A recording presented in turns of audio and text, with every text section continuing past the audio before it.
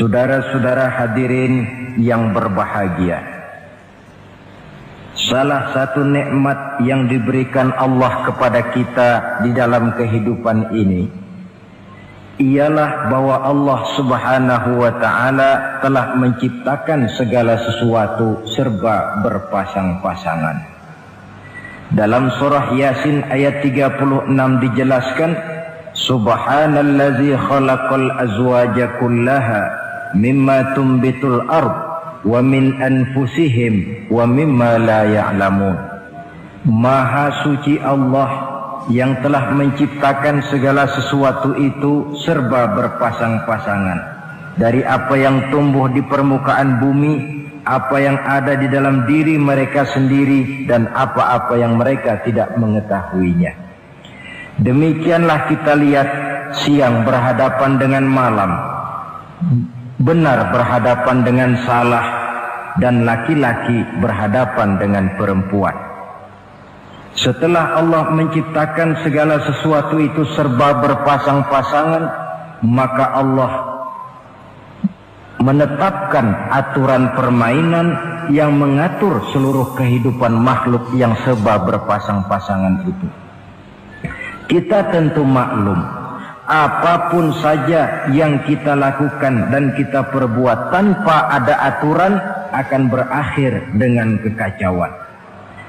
Cobalah kita bikin satu sekolah, buka satu sekolah, tidak usah pakai aturan, tentu kacau. Bikin organisasi tanpa memakai aturan, tentu kacau.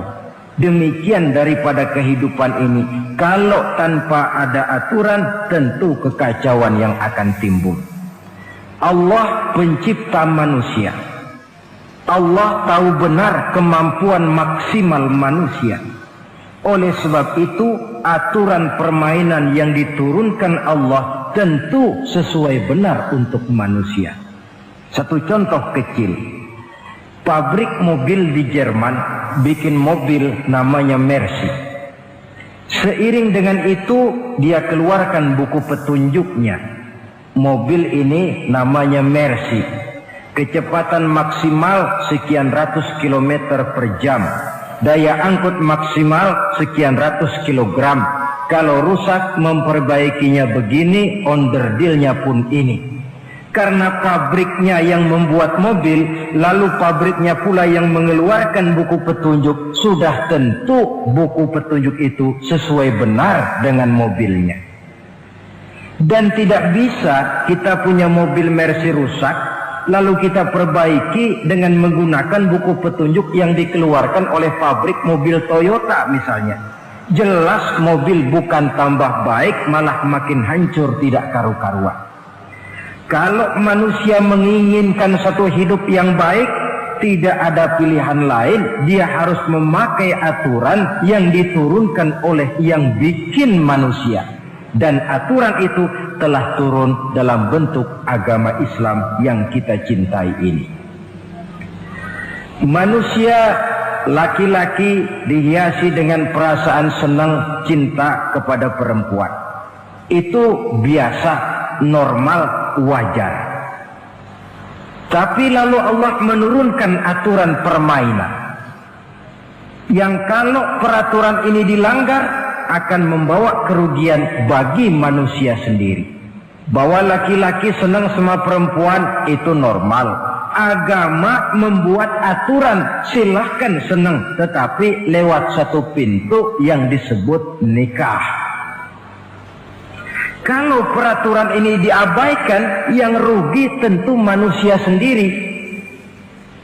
Misalnya PLN keluarkan pengumuman, nanti malam mulai jam 6 sampai subuh listrik se-Jakarta mati total.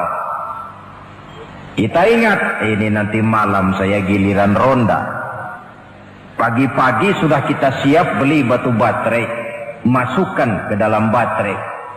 Dari sejak kita beli sampai sore itu baterai kita soroti terus. Tentu setelah sore soak batu baterai itu. Datang malam berangkat kita ronda, Kalau disoroti lagi kan baterainya sudah nggak terang lagi, sudah sewak. Sebab apa? Belum waktunya sudah disoroti terus. Sekarang kalau ada orang belum masuk pintu pernikahan, nafsu seksualnya diobral terus.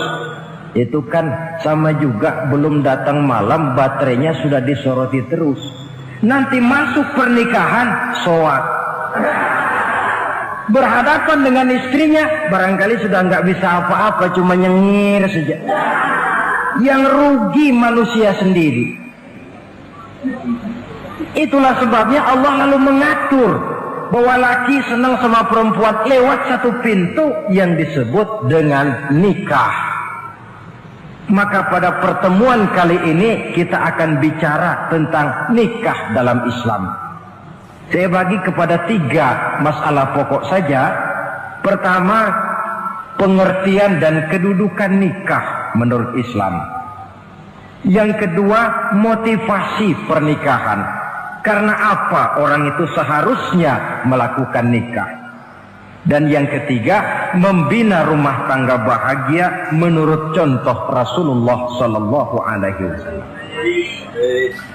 Hadirin yang saya hormati, kita mulai dengan yang pertama, pengertian nikah. Dalam kehidupan sehari-hari ada 2 kata yang sering kita gunakan, kawin dan nikah. Kalimat kawin kelihatannya dipergunakan oleh semua makhluk hidup. Lain dengan nikah, ini hanya digunakan khusus untuk manusia muslim. Makanya kita sering dengar orang bilang, kucing kawin, ayam kawin, kambing kawin. Dan belum pernah kita dengar ada ayam nikah atau kucing nikah. Sebab apa? Nikah ini cuma dipakai oleh makhluk bernama manusia yang muslim. Apa pengertian nikah? Seorang tokoh, Abi Yahya Zakaria Al-Ansari, di dalam kitab Fathul Wahhabnya menjelaskan, an-nikahu aqdun yatadammanu ibahatal wat'i bilafzi inkahin au nahwihi. Nikah adalah akad, yaitu ijab dan qabul, yang akad ini menjamin dibolehkannya pergaulan bebas antara laki-laki dan perempuan. Jadi kalau sementara anak muda kita beranggapan bagaimana Islam ini kolot, masa laki-laki tidak boleh bergaul dengan perempuan, itu anggapan salah. Islam bukan saja tidak melarang, malah menganjurkan laki-laki bergaul dengan perempuan sebebas-bebasnya, sepanjang pergaulan itu bisa dipertanggungjawabkan, baik menurut hukum negara, lebih-lebih menurut hukum agama. Coba orang kalau sudah akad, sudah ijab qabul, ada saksi, ada wali, selesai itu dia masuk ke dalam kamar berdua, bergaul di situ sebebas-bebasnya, itu saya kira 100% halal. Tidak perlu lagi orang curiga, tidak perlu lagi sembunyi-sembunyi. Kenapa? Ini bentuk pergaulan yang bisa dipertanggungjawabkan. Kalau tidak, dengan dalih new morality, kebudayaan modern, lalu melakukan yang disebut free love, free sex, common living, hidup bersama tanpa nikah alias kumpul kebo. Dan saya kira itu kebo cuma mewakili saja. Artinya begitulah kalau binatang itu kumpul. Sebab kumpul kucing pun saya kira begitu, kumpul ayam pun begitu. Kebo cuma mewakili binatang dalam kalimat itu. Tengoklah berapa banyak sudah bayi-bayi yang lahir ke dunia ini tanpa tahu kemana dia harus memanggil bapak. Berapa banyak gadis-gadis bergelimpangan jadi korban dari orang-orang yang tidak bertanggung jawab. Itu semua merupakan ironi. Maka menjauhkan manusia dari aturan agama pada hakikatnya sama dengan usaha membinatangkan manusia. Bahkan kalau manusia sudah jauh dari aturan agama, sanggup berbuat lebih buas daripada binatang. Kita tahu yang namanya bajing itu makanannya cuma kelapa. Tapi bajingan itu bukan cuma kelapa, kabel telepon doyan kok bajingan itu. Jauh lebih buas daripada yang namanya binatang. Maka agama ini mengatur agar manusia sebagai makhluk yang mulia hidup secara mulia. Jangan manusia kita ini, binatang saja. Kalau saudara ada yang punya kucing di rumah, saudara taruh di depannya, saudara sendiri yang langsung kasih ikan di piring, kasih kucing.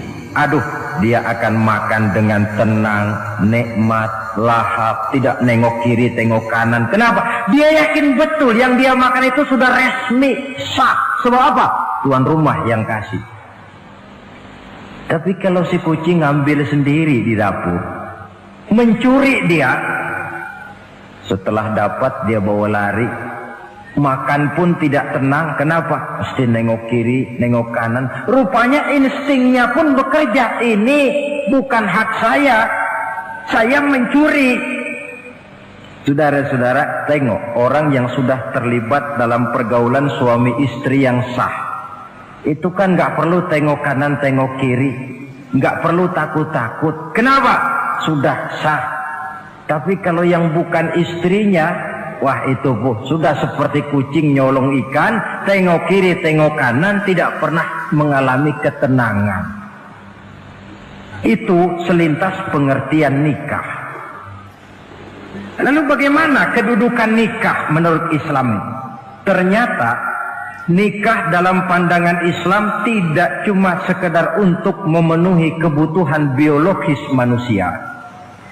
Tidak cuma sekedar untuk memperkembangbiakkan keturunan, tidak cuma sekedar untuk mendapat ketenangan hidup. Lebih tinggi daripada sekedar itu, nikah dalam pandangan Islam ibadah.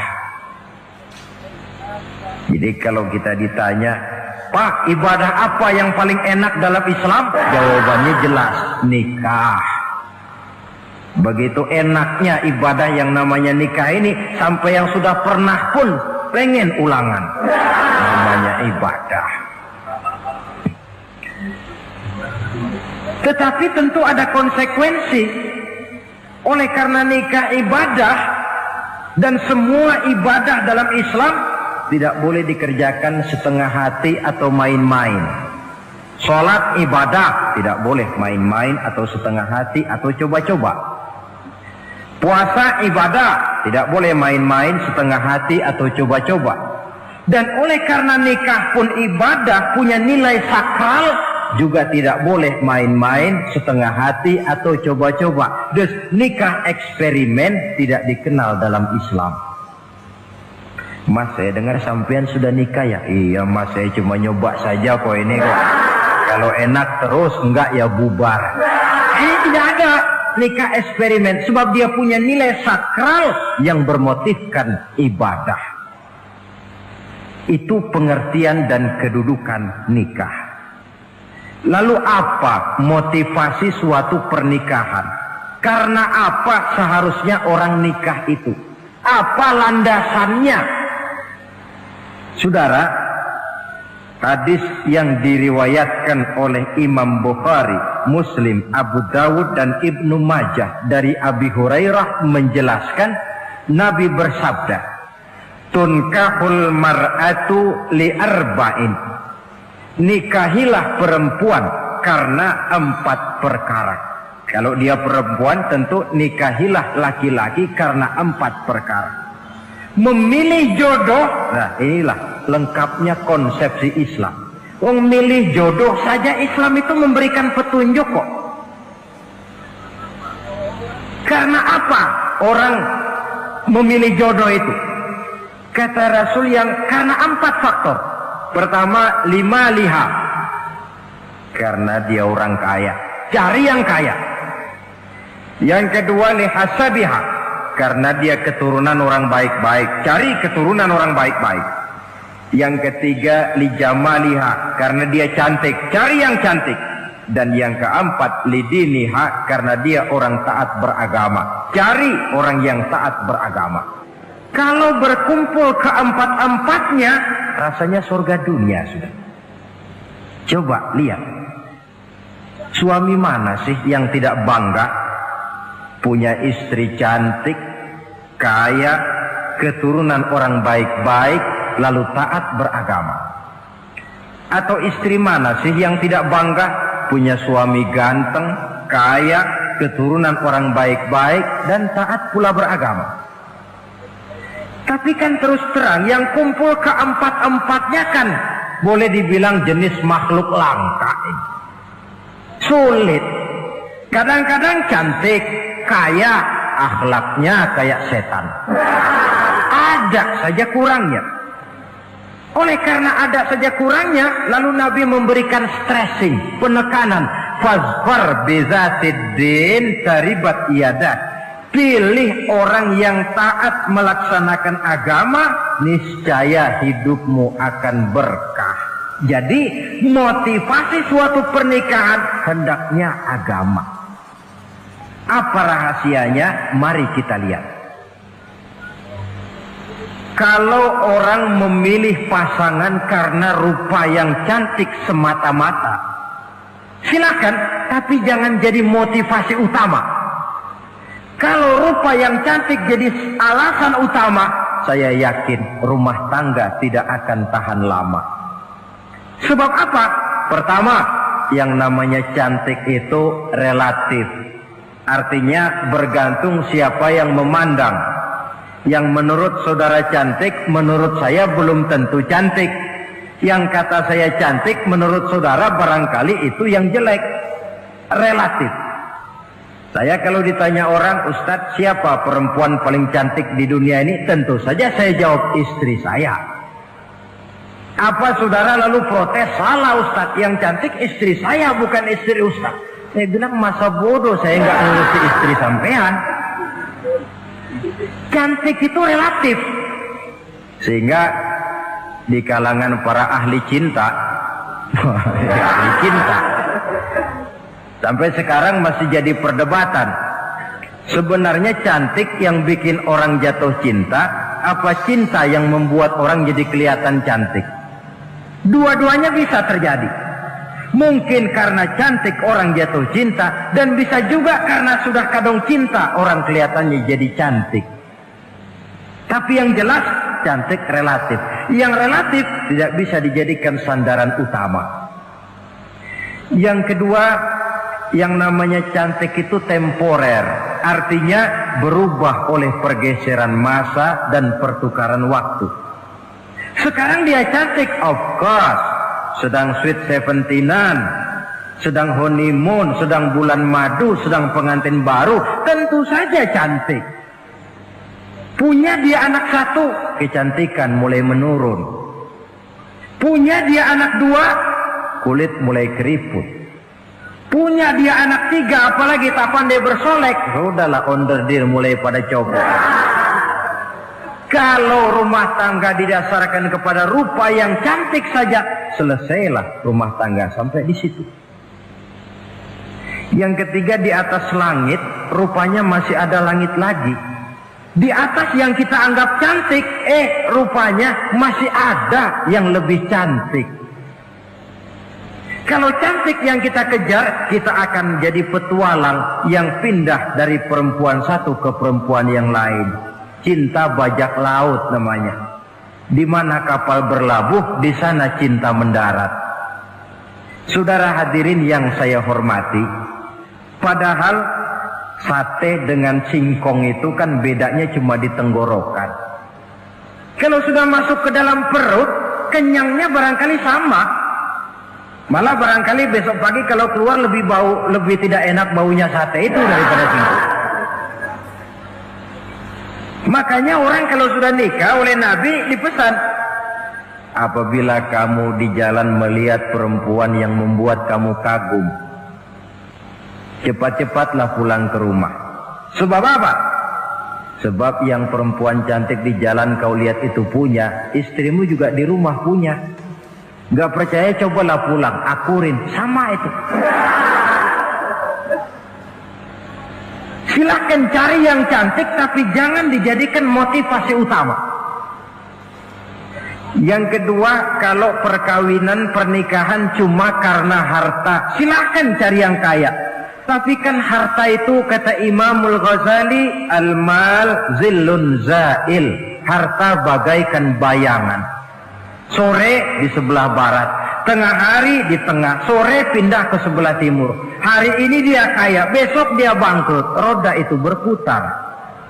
Kalau harta dijadikan pilihan utama, boleh jadi dalam hidup berumah tangga ada pepatah, ada uang abang disayang, tidak ada uang abang melayang. Artinya pun rumah tangga tidak akan tahan lama. Yang ketiga, kalau karena keturunan, persilahkan cari keturunan yang baik-baik. Namun toh pada akhirnya orang diajarkan bahwa kita ini mau besar atau tidak bukan dengan jalan menyempeng kepada kebesaran orang lain, tetapi ditentukan oleh kepribadian kita sendiri. Sekarang kalau karena agama, Nabi berikan penekanan fasfar bizatid din taribat yadak. Pilih orang yang taat beragama, niscaya hidupmu akan beruntung. Apa rahasianya? Tidak lain rumah tangga Rasulullah Sallallahu Alaihi Wasallam. Yang ini artinya kita sudah masuk kepada bagian ketiga, bagaimana membina rumah tangga bahagia menurut contoh baginda Nabi. Saudara, bagaimana sih rumah tangga Rasul itu? Kelihatan dari dua ucapannya, pendek, singkat, tapi punya pengertian filosofis yang mendalam. Dua kalimat saja beliau bilang tentang rumah tangganya, yaitu baiti jannati, rumah tanggaku laksana surga bagiku. Bayangkan, kalau seorang suami sudah mampu berkata macam begitu, bahagia hidupnya. Ini barangkali tantangan buat kita semua. Mampukah kita di rumah tangga berkata semacam perkataan beliau tadi? Baiti jannati, rumah tanggaku laksana surga bagiku. Padahal dari sejarah kita baca, Rasul itu rumahnya kecil. Tidurnya di atas pelepah daun korma, sampai berbekas di pipinya. Sarapan paginya seteguk zam-zam, sepotong roti, kadang-kadang 3 butir korma. Tempat tidurnya bukan alga spring bed atau Dunlop pillow macam kita punya. Di rumahnya tidak ada mebel spaghetti model yang lagi ngetop-ngetopnya. Entar di tengah rumah macam itu, beliau sanggup berkata, baiti jannati. Kenapa kita yang hidup di zaman di mana fasilitas mestinya lebih menunjang, kok malah banyak yang berkata sebaliknya? Baiti nari, rumah tanggaku laksana neraka bagiku. Padahal dilihat dari segi materi, rumahnya bertingkat, mobilnya serba berkilat, uangnya banyak berlipat-lipat, istri pun cantik memikat. Kadangkala boleh jadi jumlahnya 4. Tapi tiap hari kiamat. Kenapa ini? Marilah kita lihat. Ternyata rumah tangga Rasul itu motivasinya tidak lain agama. Agama menuntun suami dan istri masing-masing untuk tahu kewajiban dan tahu haknya. Kalau kewajiban sudah dilaksanakan, lalu hak diberikan, akan timbul pengertian, understanding. Kalau sudah ada saling pengertian, akan timbul ketenangan, feeling of security. Dan ketenangan tangga utama untuk mencapai yang disebut bahagia.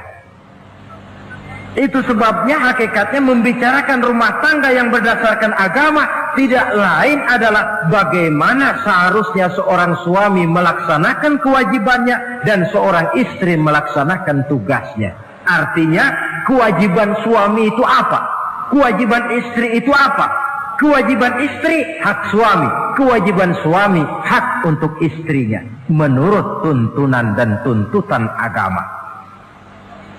Saudara hadirin, menurut hadis riwayat Abu Dawud dari Muawiyah bin Haidah, satu hari Rasul ditanya, "Ya Rasul, apa sih hak istri-istri kami ini? Artinya kewajiban kami sebagai suami ini apa?" Rasul menjawab, pertama, an tat'amaha iza ta'imta. Kau beri istrimu makan sebagaimana engkau makan. Saudara hadirin, tetapi seorang istri pun kalau sudah diberikan nafkah oleh suaminya untuk mengatur makanan, dia harus pandai mengaturnya dengan sebaik-baiknya. Menu yang teratur, gizi yang lengkap, dan saya kira yang namanya 4 sehat 5 sempurna itu kan tidak berarti bahwa hidup ini harus serba mewah, tidak. Yang penting ada variasi sehingga tidak merangsang suami untuk makan di luar.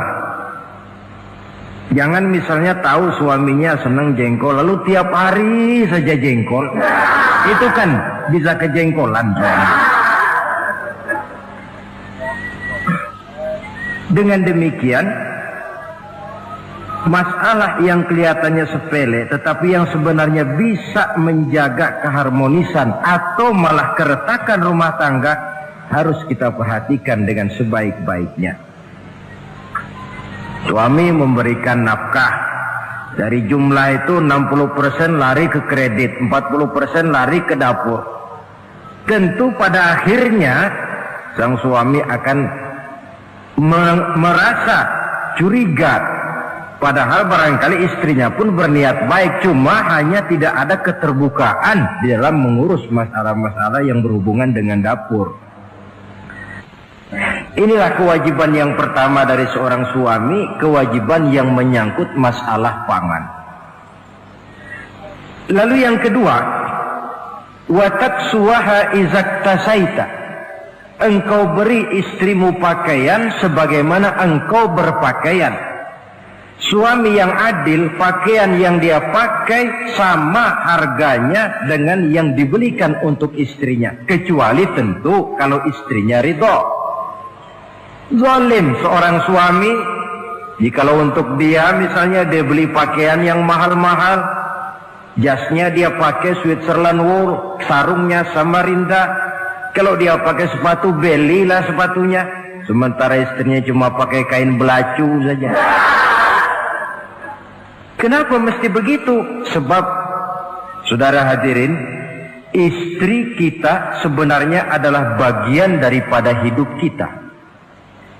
Baik dia dilihat orang, baik juga kita disebut orang. Jelek dia dipandang orang, tentu jelek juga nama kita disebut orang. Apalagi hidup bermasyarakat, kadang-kadang mulut usil itu kan sudah banyak macam ragamnya. Itu siapa sih perempuan yang jalan? Kenapa? Itu pakaian yang tidak dipakai sih tidak mahal, cuma pakaiannya serasi, pantas, enak dilihat. Oh, terang saja dia kan istrinya si Miun. Nah, Miun yang sedang tidur barangkali tidak tahu apa-apa mendapat sebutan baik. Cobalah kalau istri kita semaunya saja, orang akan bilang, ah itu perempuan, kenapa saya gerah ngelihatnya, mau ke pasar cuma pakai kutang saja. Tentu suami pun akan mendapat sebutan yang tidak baik. Cuma sang istri kalau sudah dibelikan pakaian oleh suami, termasuk alat-alat kecantikan di dalamnya, pakaian itu tentu dipakai niat pertama adalah untuk menyenangkan hati suami.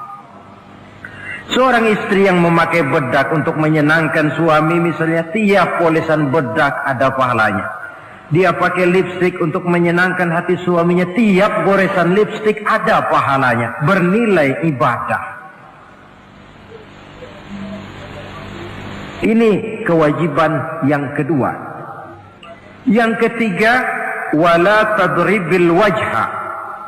Kalau marah jangan memukul muka. Maksudnya apa ini? Kewajiban memberikan perlindungan, sehingga si istri merasa ada tempat dia mengadu, ada tempat dia melarikan persoalan, ada tempat dia bergantung. Kalau marah jangan memukul muka, dan memukul itu pun upaya terakhir. Kalau tidak bisa dengan kata yang lemah lembut, agak sedikit keras katanya. Kalau dengan kata yang keras tidak juga bisa pisah tempat tidur. Kalau memang tidak bisa juga dengan pukulan yang tujuannya bukan untuk menyakiti, tetapi untuk mendidik. Allah tadribal wajha.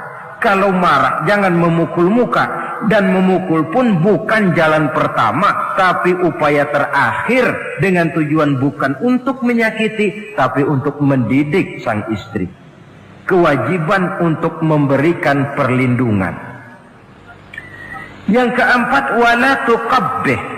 Jangan memburuk-burukan istrinya. Kewajiban menjaga nama baik. Sebab apa? Dalam satu bahasa yang indah, Al-Quran menjelaskan bahwa suami istri itu laksana pakaian. Hunna libasul lakum wa antum libasun lahunna.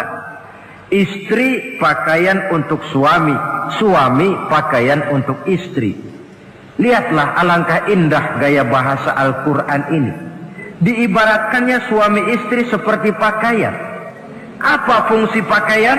Pertama, pakaian itu kan jadi kebanggaan. Saya bangga memakai baju seperti ini, saudara bangga memakai baju yang saudara pakai.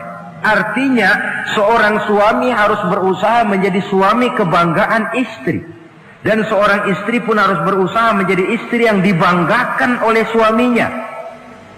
Jangan yang malah kemudian disesali. Itu kan kalau sudah marah orang kadang-kadang ucapannya nggak terkontrol. Istri marah sama suami, bang, nyesel gue punya laki sama dia.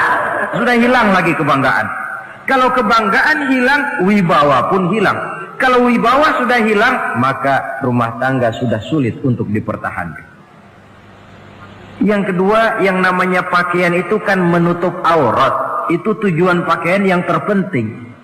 Artinya di sini, kalau seorang istri mempunyai kekurangan, suamilah yang menutupi. Kalau seorang suami mempunyai kekurangan, istri juga harus berusaha menutupi.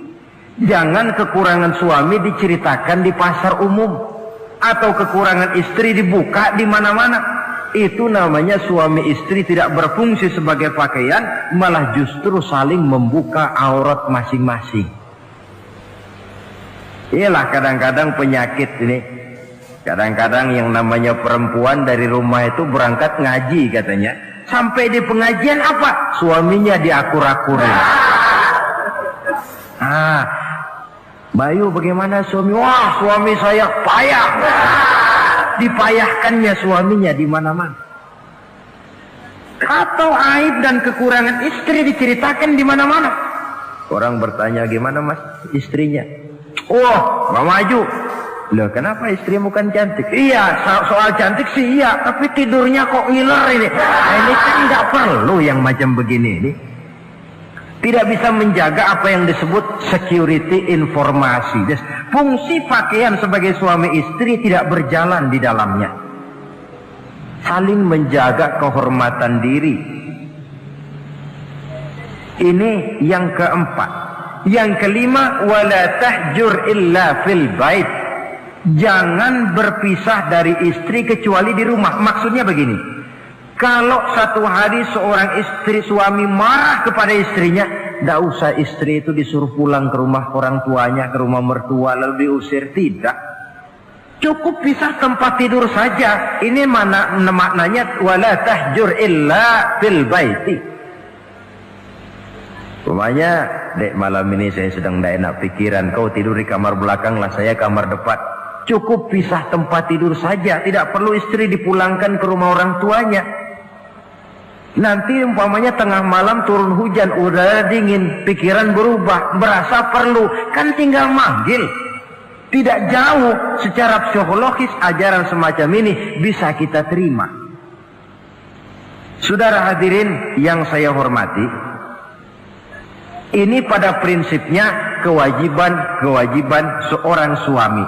Kewajiban yang menyangkut masalah pangan, sandang, perlindungan, memelihara kehormatan, dan menjaga ketenangan di rumah tangga dengan menyelesaikan persoalan rumah tangga itu secara intern.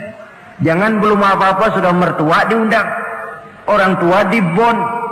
Persoalan belum tentu selesai, tapi masalah sudah meluas. Cobalah kita selesaikan intern dulu.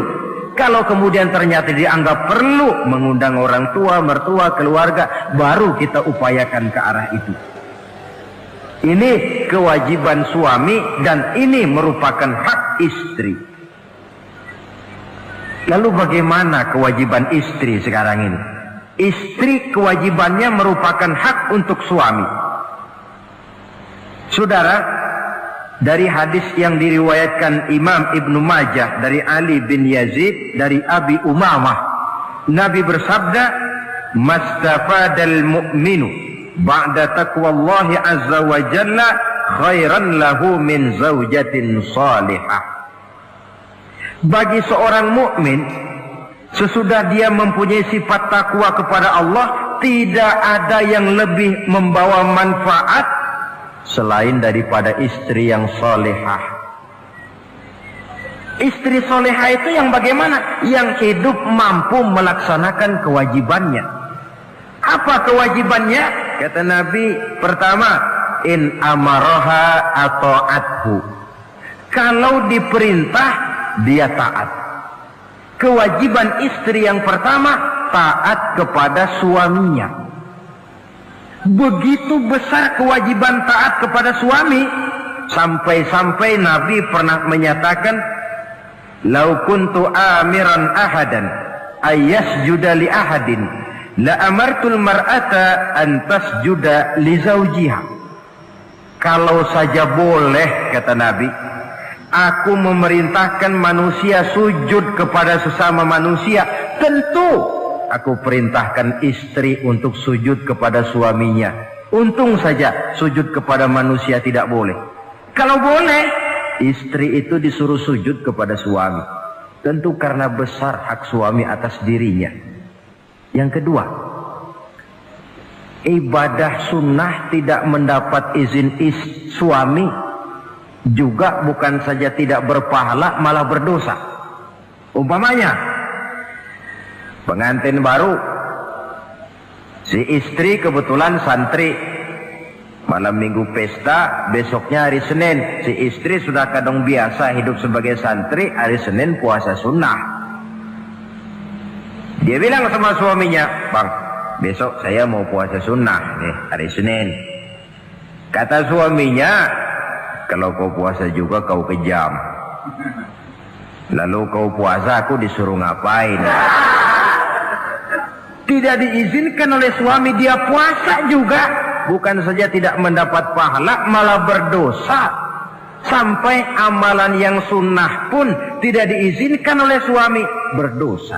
Apalagi amalan yang mubah, apalagi amalan yang tidak ada dasar hukumnya, perintahnya. Sepanjang perintah suami tidak untuk maksiat kepada Allah, istri wajib untuk taat. Dalam hadis lain kita temukan Nabi bersabda, "Idza da'a ar-rajulu imra'atahu ila firashihi." Kalau seorang suami memanggil istrinya ke tempat tidur.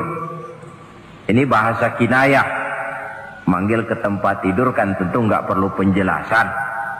Masa mau nyambal di tempat tidur kan enggak. Fa'abat, si istri tidak mau. Lantaran istri tidak mau, suami jengkel. Fabata ghadbana 'alaiha. Sampai dalam jengkelnya tidur. La'anat hal malaikatu hatta tusbiha. Istri macam itu dilaknat, dikutuk oleh malaikat sampai datang waktu pagi. Kewajiban untuk taat. Namun sebaliknya, seorang suami pun jangan mentang-mentang istri wajib taat lalu overacting. Segalanya main tunjuk, segalanya main komando, segalanya main perintah. Sebab contoh yang diberikan oleh Rasul tidak begitu. Rasul kita baca dalam sejarah menjahit bajunya sendiri, memperbaiki kasutnya sendiri. Artinya yang bisa ya dikerjakan tanpa harus menggantungkan semuanya kepada sang istri. Kewajiban untuk taat. Nah, penutup tentang taat ini ada sebuah hadis pula di mana baginda Nabi bersabda, ayyumam ra'atin matat wa zawjuha anha radin dakhalatil jannah. Kalau seorang perempuan meninggal dunia, suaminya ridho kepadanya, maka perempuan itu akan masuk surga. Artinya, kalau seorang istri meninggal, ya dia tukang ngaji, ya tukang sholat, ya suka puasa, ya gemar sedekah, tapi meninggal suaminya tidak ridho, pintu surga belum dibukakan sampai suaminya ridho kepadanya. Ini menggambarkan tentang besarnya kewajiban taat seorang istri kepada suaminya. Ini kewajiban pertama. Lalu kewajiban yang kedua, kata Nabi, wa in nazara ilaiha sarrathu. Kalau dipandang oleh suaminya, dia pandai menggembirakan, menyenangkan hati suaminya. Menjadi istri yang pandai menyenangkan hati suami. Siapa contohnya? Kita lihat misalnya istri Nabi, diantaranya Sayyidatuna Khadijah radhiyallahu anha. Ketika Nabi pertama kali menerima wahyu berhadapan dengan malaikat Jibril, beliau kembali ke rumah dengan tubuh gemetar. Setibanya di rumah beliau berkata, "Zammiluni ya Khadijah." Khadijah, selimuti saya. Kenapa bang? Barusan datang malaikat Jibril, dia katakan begini-begini, saya khawatir Khadijah. Khadijah tahu suaminya sedang gelisah. Sebagai istri yang bijak beliau tampil, apa katanya? Kalla ma yukhzikallahu abada. Tidak apa-apa bang, jangan khawatir, Allah tidak akan menyusahkan abang buat selamanya. Ini istri yang pandai menyenangkan hati suami. Suami pulang dagang dari pasar, rugi. Istri tampil. Itulah bang, romantikanya dagang. Masa selamanya saja, untung sekali-sekali lah rugi. Si suami kan tidak terlalu pusing kepalanya. Jangan sudah di pasar rugi, sampai rumah istri pidato, peletar-peletor macam petasan. Dasar suami goblok, dagang saja rugi. Sudahlah di pasar rugi, sampai ke rumah digoblok-goblokin. Itu nanti suami kan bisa kena penyakit yang disebut broken home. Penyakit nggak betah di rumah. Seorang istri kalau suami sudah kena penyakit tidak betah di rumah, itu mesti siap-siap mental untuk dimadu.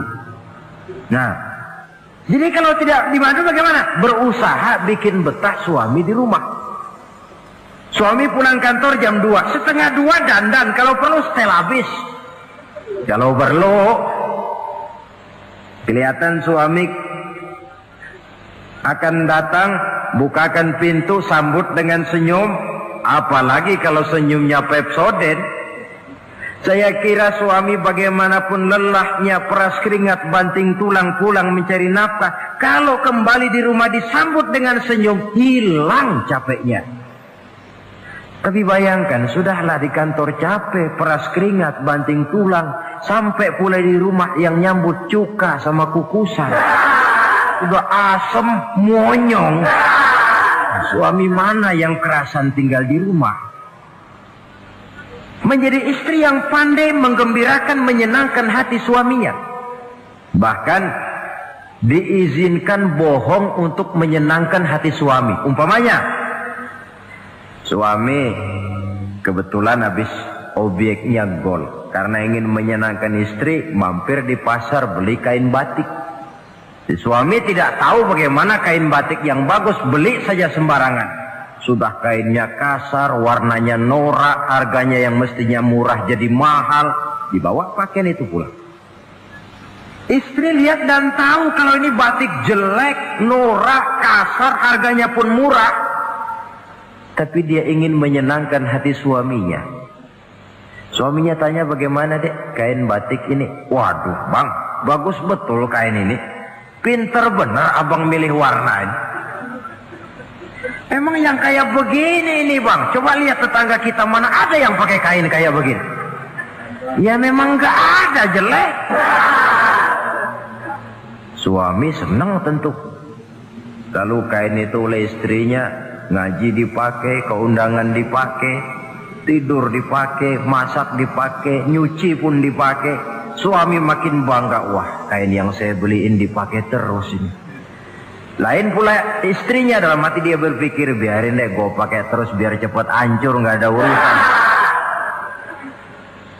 Coba kalau waktu itu si istri jujur, dasar laki goblok, beli kain kayak begini, sono pulangin. Nah, mungkin suami yang sudah payah-payah mau menyenangkan hati istrinya malah berbalik pikirannya.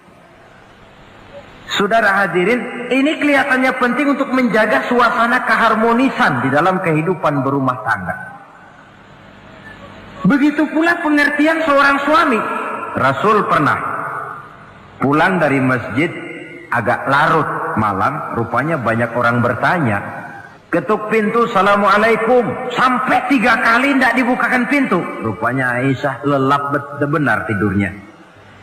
Rasul sadar beliau pulang kemalaman dan tahu istrinya capek bekerja di waktu siang. Asyraful anbiya wal mursalin ini menghormati istrinya. Salam 3 kali tak dibukakan pintu, bukan marah, malah gelar sorban di depan pintu. Di situ beliau tidur. Tengah malam Aisyah mau sholat, buka pintu, terkejut lihat suaminya tidur di depan pintu. Dibangunkan, begitu dibangunkan Rasul lebih dahulu berkata, Aisyah, maafkan saya pulang terlambat memang sebab banyak yang bertanya di masjid. Sudahlah tidur di depan pintu, begitu dibukakan beliau dulu yang minta maaf. Sulit jadi suami semacam ini. Yang enak kalau sudah nggak dibukain pintu, istri kepulesan, lalu sekali buka pintu kan yang enak kita tunjuk jidatnya, lo tidur kayak kebo ya. Saudara hadirin, menjadi istri yang pandai menyenangkan hati suaminya. Sebab tidak ada seorang suami bisa sukses baik di medan tugas, di masyarakat, di kantor, di toko, di tempat manapun kalau tidak ditunjang oleh peran serta dari para istrinya. Karena itulah perempuan walaupun peranannya tidak begitu kelihatan, sebenarnya sangat menentukan.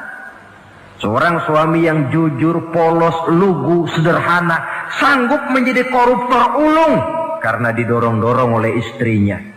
Merangsang ketamakan suami. Istri dibakar oleh tetangganya. Bang, kenapa? Kau kan di kantor kepala bagian.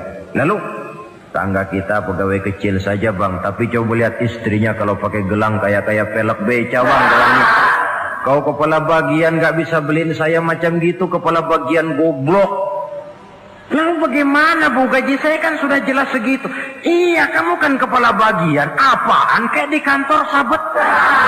Kalau sudah main sabut-sabutan begini, sudah merangsang suami untuk berbuat yang tidak baik. Kecil, tidak begitu kelihatan, tapi sangat menentukan. Istri yang soleh, yang bisa melaksanakan kewajibannya, yaitu pandai menyenangkan hati suaminya. Ini kewajiban istri yang kedua.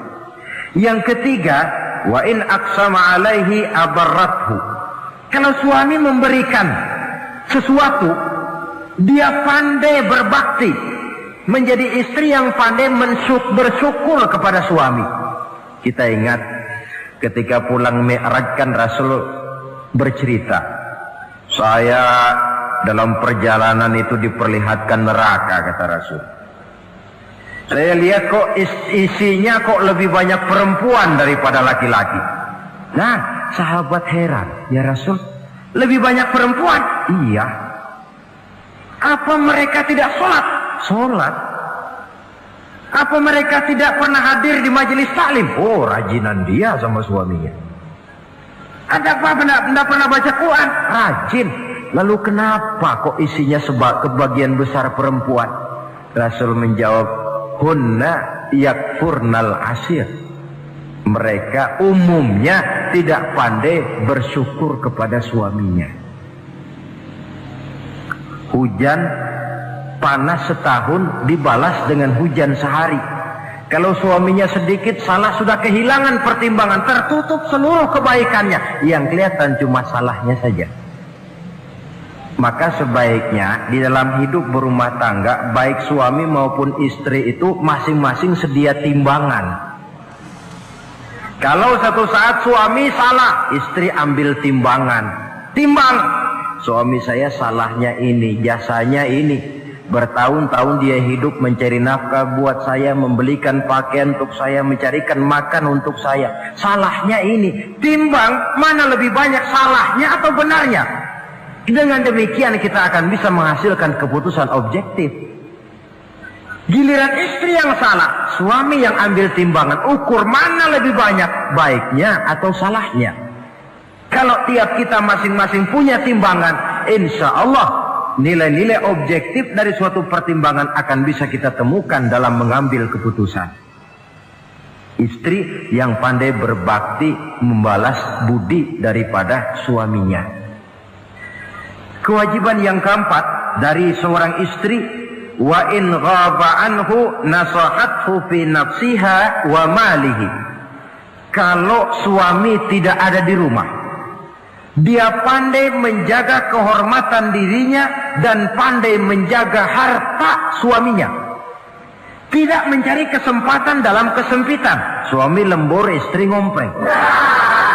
Dan pandai menjaga harta suaminya. Nah, coba lihat. Kalau seorang suami ada uang di kantongnya 100 rupiah.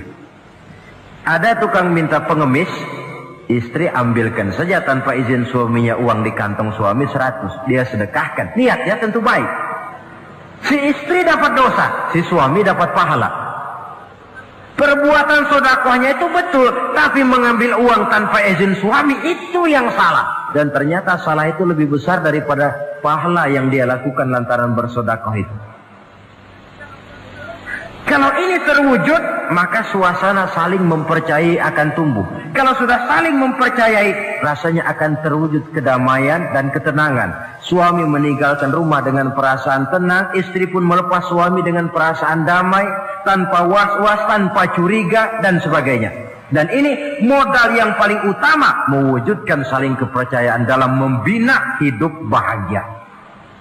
Saudara, jadi dengan demikian kewajiban suami dan kewajiban istri yang merupakan bagian tidak terpisahkan dari bagaimana membina rumah tangga berdasarkan tuntunan agama merupakan hal yang dicontohkan oleh Nabi kita Muhammad sallallahu alaihi wasallam.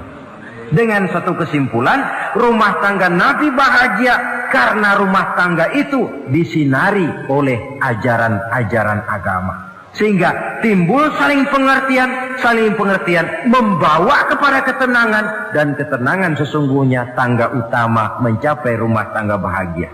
Tanpa materi orang memang sulit untuk bahagia.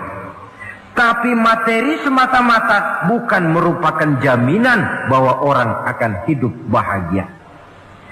Banyak isak tangis berbunyi di rumah-rumah mewah, dan banyak sendak gurau, tawa dan canda, tawa lerai di rumah-rumah sederhana. Artinya suka dan duka, sedih dan gembira, susah dan bahagia bisa ada di gubuk reot dan bisa juga ada di rumah mewah. Ternyata bukan harta semata-mata yang menopang dan menjamin hidup itu akan bahagia, tapi satu rumah tangga yang dipancari oleh sinar agama di bawah naungan ridho dari Allah Subhanahu wa taala. Si istri taat melaksanakan ajaran agama, suami taat, lalu anak-anak pun hidup dalam suasana yang religius. Dari sana tumbuh pancaran sinar keagamaan. Irama agama mengalun dalam kehidupan rumah tangga kita. Berfungsilah dengan demikian rumah tangga sebagai tempat di mana kita mengamalkan ajaran agama kita. Alangkah nikmat satu rumah tangga. Istri ahli ibadah, suami pun ahli ibadah, anak-anak pun terbiasa oleh lingkungan untuk hidup melaksanakan suatu ibadah. Dan keberhasilan di rumah tangga awal untuk menuju keberhasilan di masyarakat, di tempat tugas, dan di tempat-tempat lainnya. Sebaliknya, kehancuran rumah tangga akan selalu menjadi awal kehancuran karir di masyarakat, di tempat kerja, dan di tempat-tempat lainnya. Oleh karena itu, berangkat dari hal semacam inilah, maka kita berkeyakinan rumah tangga yang bahagia ialah rumah tangga yang didasarkan kepada ajaran agama. Sehingga tercapailah kebahagiaan hidup di dunia yang langsung menopang kepada kebahagiaan hidup di akhirat.